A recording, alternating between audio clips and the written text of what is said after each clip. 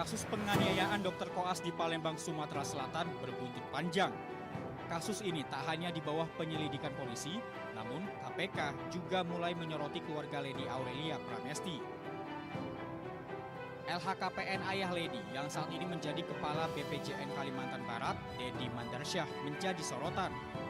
Dalam LHKPN tahun 2023, tercatat Dedi miliki tanah dan bangunan senilai 750 juta, mobil senilai 450 juta, dan harta bergerak lain senilai 830 juta.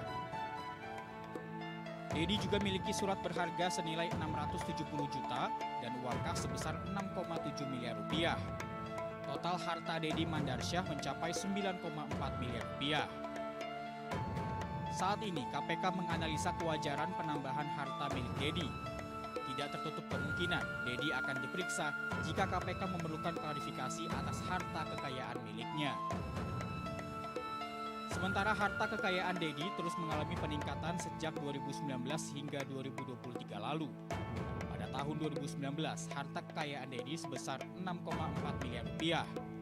Dalam waktu 5 tahun, harta kekayaan Dedi meningkat sebanyak kurang lebih 3 miliar rupiah. Saat ini polisi menetapkan supir keluarga Lady, yaitu Fadila alias Datuk, sebagai tersangka penganiayaan Lutfi, seorang dokter koas Rumah Sakit Siti Fatimah Palembang. Pelaku pun mengaku bersalah dan meminta maaf atas perbuatannya. Saya meminta maaf kepada korban Lutfi dan keluarganya karena saya telah melakukan penganiayaan kepadanya. Majikanmu bela enggak? Dan juga kepada keluarga Ibu Lina, Bapak Dedi dan Lady, saya meminta maaf yang satu-satunya karena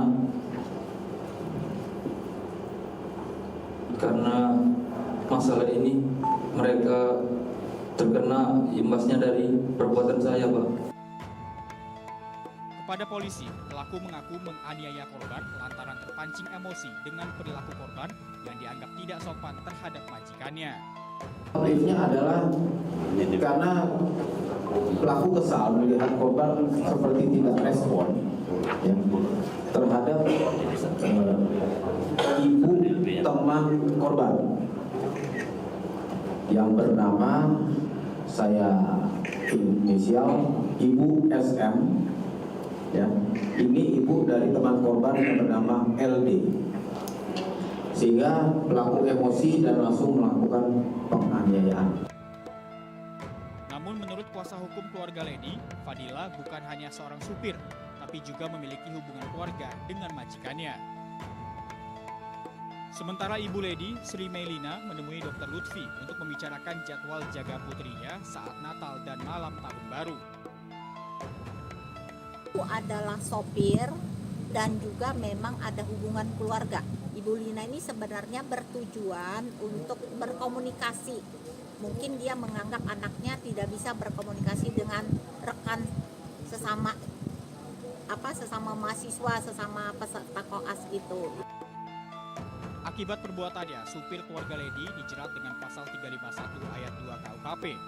Hukuman penjara maksimal 5 tahun pun menanti pelaku. Tim Liputan, iNews melaporkan.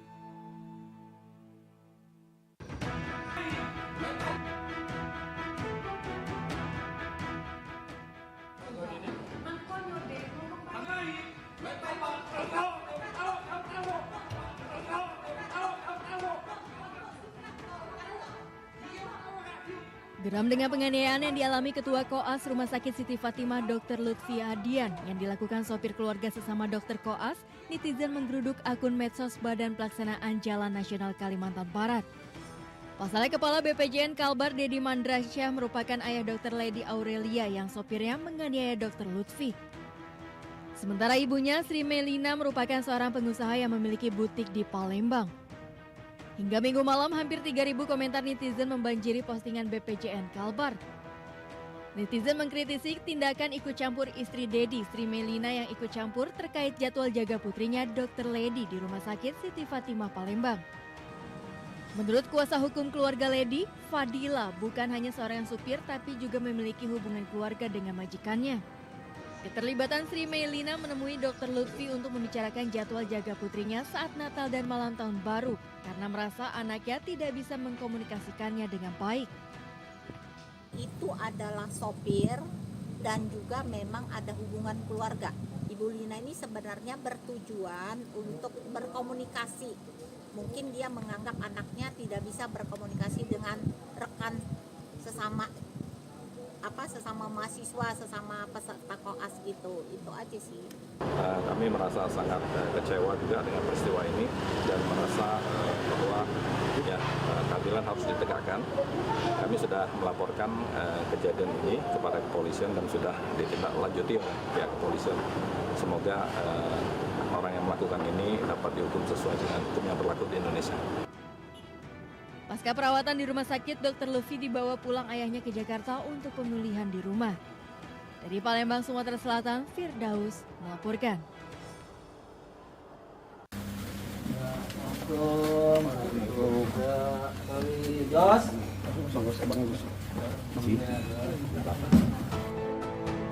Inilah detik-detik saat petugas gabungan dari Ditreskrimum Polda Metro Jaya dan Reserse Kriminal Polres Metro Jakarta Timur menangkap pelaku penganiayaan terhadap pegawai toko roti di kawasan Cakung, Jakarta Timur. Pelaku yang merupakan anak pemilik toko roti berinisial GSH ini ditangkap di sebuah hotel di daerah Sukabumi, Jawa Barat saat tengah menginap bersama keluarganya.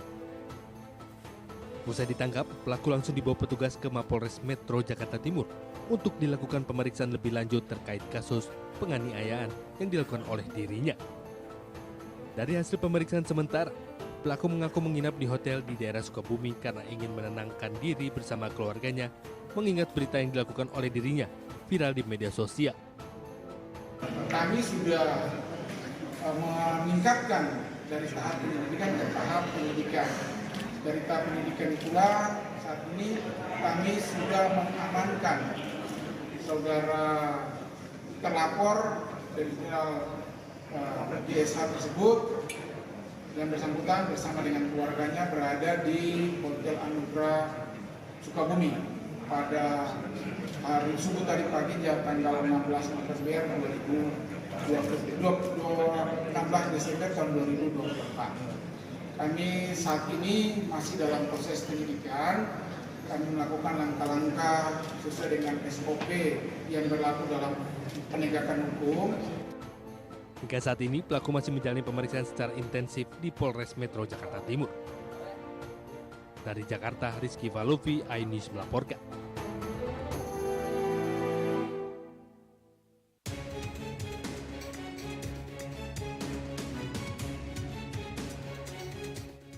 Pria berinisial J, pelaku penganiayaan terhadap Kiara, balita berusia 3,5 tahun, asal desa Karobela, Kabupaten Jombang, Jawa Timur, hingga tewas ini akhirnya ditangkap polisi.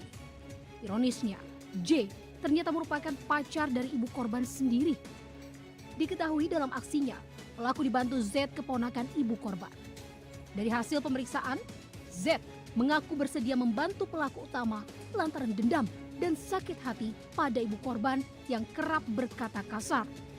Sementara J mengaku tega menganiaya korban hingga tewas karena korban dianggap menghalangi niatnya untuk menikahi ibunya.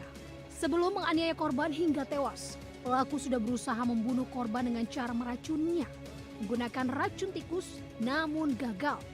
Pelaku selanjutnya menganiaya korban yang saat itu dalam kondisi rewel hingga tewas. Akibat perbuatannya, kedua pelaku terancam akan dijerat dengan pasal pembunuhan berencana dengan ancaman hukuman maksimal 15 tahun kurungan. Karena racun tikus yang bertekstur cairan ini habis, hari Selasa dia membeli lagi racun tikus yang bertekstur bubuk, yang mana juga dituangkan dalam susu maupun gelas yang sering digunakan untuk diminum oleh korban. Sehingga pada saat hari Rabu, pelaku utama mengajak korban ke rumah pelaku. Di situ diindikasikan ada kekerasan karena pada saat itu ada rewel korban. Sebelumnya, warga desa Karobelah, Mojo Agung, Kabupaten Jombang, Jawa Timur digegerkan dengan tewasnya Kiara, balita 3,5 tahun. Sebelum tewas, korban bersama ibunya sempat dijemput terduga pelaku dan dibawa ke rumahnya di desa Palrejo. Namun sore hari, tiba-tiba ada kabar korban dibawa ke rumah sakit Muhammadiyah Mojo Agung. Karena kritis, akhirnya dirujuk ke RSUD Mojokerto hingga korban dikabarkan meninggal dunia. Dari Jombang, Jawa Timur, Mukhtar Bagus, iNews melaporkan.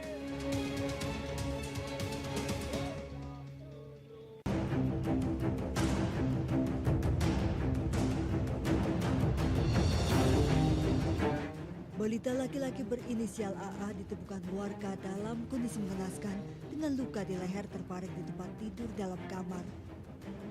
Sempat dilarikan ke rumah sakit namun nyawa balita malang ini tak tertolong. Korban ditemukan bersama jenazah sang ibu YL yang tergeletak di lantai. Sementara jenazah AF sang ayah ditemukan di kamar mandi. Para tetangga curiga korban tidak keluar rumah dan baru mengetahui ketiganya tewas mengakhiri hidup saat tetangga akan menyalakan keran air masuk lewat jendela. Jendelanya tuh kebuka, jadi saya dari jendela, buka ensetnya itu ya, pintu itunya soleknya, lah saya buka tuh pintunya, udah gitu udah pada geletak adik saya, ponakan saya. Diduga para korban nekat mengakhiri hidupnya karena terjerat pinjaman online. Jenazah para korban dievakuasi dan diautopsi di Rumah Sakit Fatmawati, Jakarta Selatan. Dari Tangerang Selatan, Banten, Nunung Purnomo, iNews melaporkan.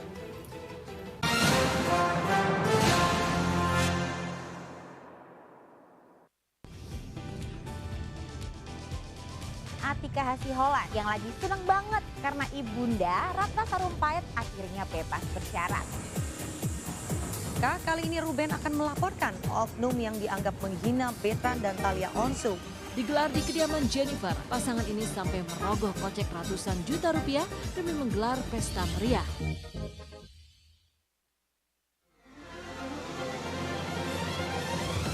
Tim gabungan kembali mengevakuasi korban kecelakaan bus Wijaya. Pemirsa, polisi akan mengumumkan hasil uji balistik penembakan gedung DPR. Pemirsa, razia minuman keras di Tangerang, Banten diwarnai kejar-kejaran polisi dan beberapa pemuda mabuk.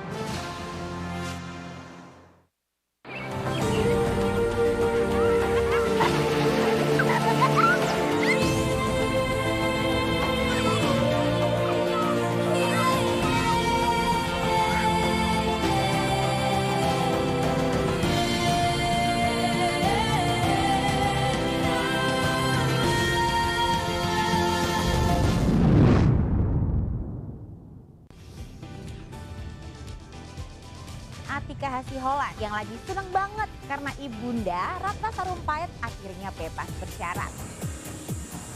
Kali ini Ruben akan melaporkan oknum yang dianggap menghina Betan dan Thalia Onsu.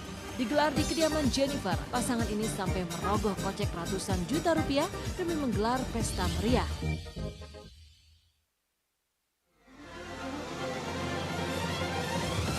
Tim gabungan kembali mengevakuasi korban kecelakaan bus Wijaya. Pemirsa, polisi akan mengumumkan hasil uji balistik penembakan gedung DPR. Pemirsa, razia minuman keras di Tangerang, Banten diwarnai kejar-kejaran polisi dan beberapa pemuda mabuk.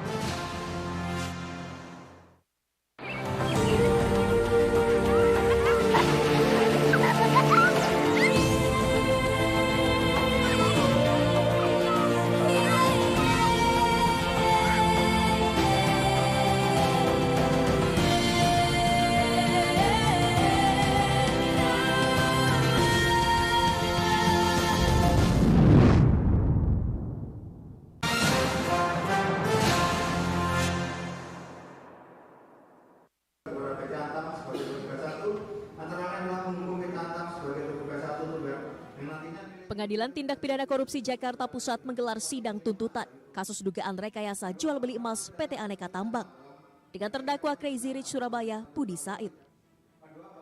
Jaksa menuntut terdakwa dijatuhkan pidana penjara selama 16 tahun serta denda sebesar 1 miliar rupiah, subsidiar 6 bulan kurungan.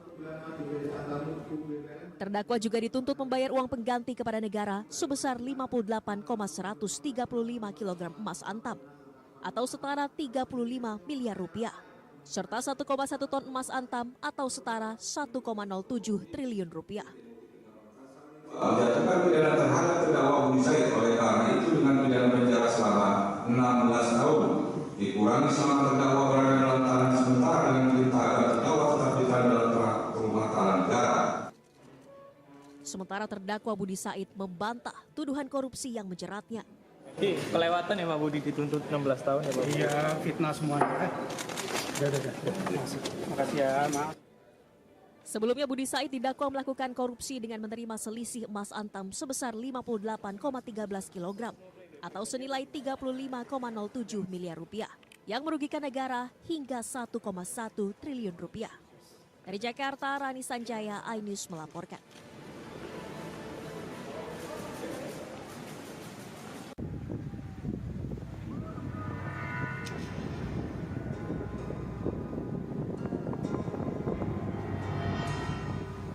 Sebuah kapal milik PT Pelni KM Bukit Siguntang yang hendak berlayar meninggalkan menabrak dermaga Pelabuhan Nusantara Kota Parepare, Sulawesi Selatan. Sebelum insiden terjadi, KM Bukit Siguntang sudah menunda keberangkatan akibat cuaca buruk.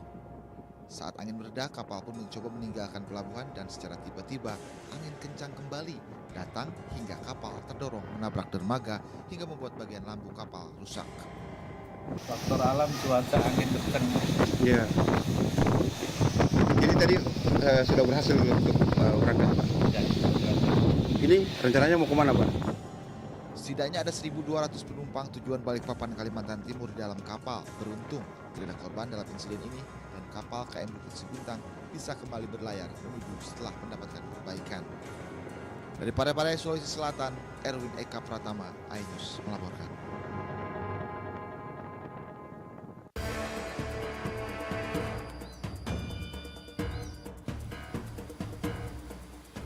Telaga Blembeng, Desa Watu Kelir, Kecamatan Ayah, Kebumen, Jawa Tengah, kini kondisinya kering kerontang setelah airnya tiba-tiba tersedot habis ke dalam lubang. Kejadian habisnya air telaga pada awal pekan lalu ini sempat menghebohkan warga. Bahkan hingga kini lokasi ini menjadi tontonan bagi masyarakat karena sempat viral di media sosial. Sementara itu sejumlah warga mengaku sempat mendengar suara keras sebelum air tersedot hingga kering. Teman-teman yang share ke Facebook penasaran, jadi langsung ke sini. Tapi sebelumnya sering ke telaga ini, Pak? Ya kadang, nggak sering sih. Kalau waktu masih ada air banyak gitu. Kalau biasanya memang banyak airnya ya, Pak? Penuh kan? Biasanya mah penuh airnya. Warga setempat mengaku khawatir dengan adanya kejadian tersebut. Warga takut lubang di tengah telaga semakin meluas. Sebelumnya telaga seluas 1 hektar dan kedalaman 8 meter itu biasa digunakan warga untuk memancing. Dari Purworejo, Jawa Tengah, Joy Hartoyo, iNews melaporkan.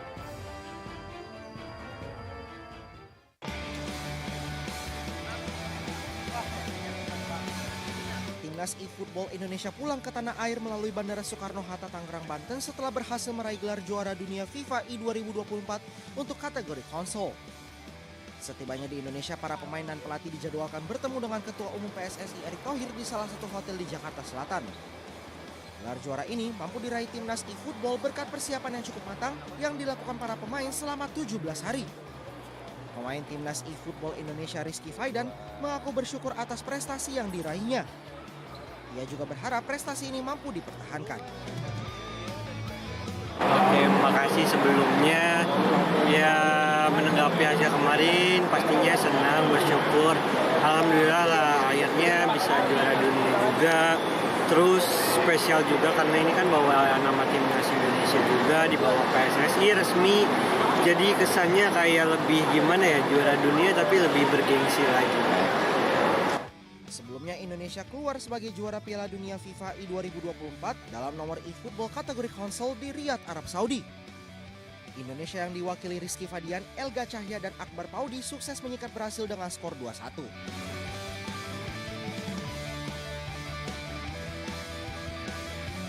Ini juga merupakan gelar kedua Indonesia di Piala Dunia FIFA I 2024 setelah sempat menjuarai di kategori Football Manager.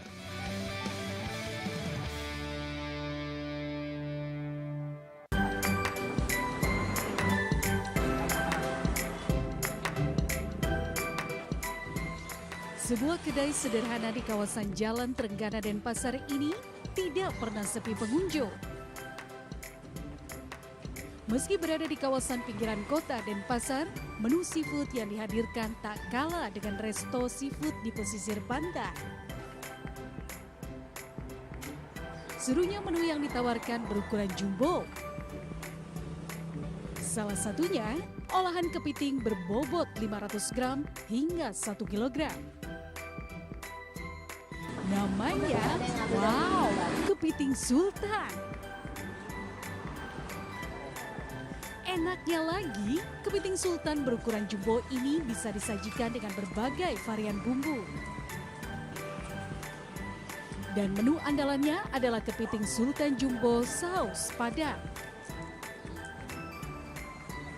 Menggunakan bumbu dasar bawang putih, bawang bombay, cabai, serta daun bawang, sensasi rasa kepiting sultan jumbo dijamin membuat ketagihan.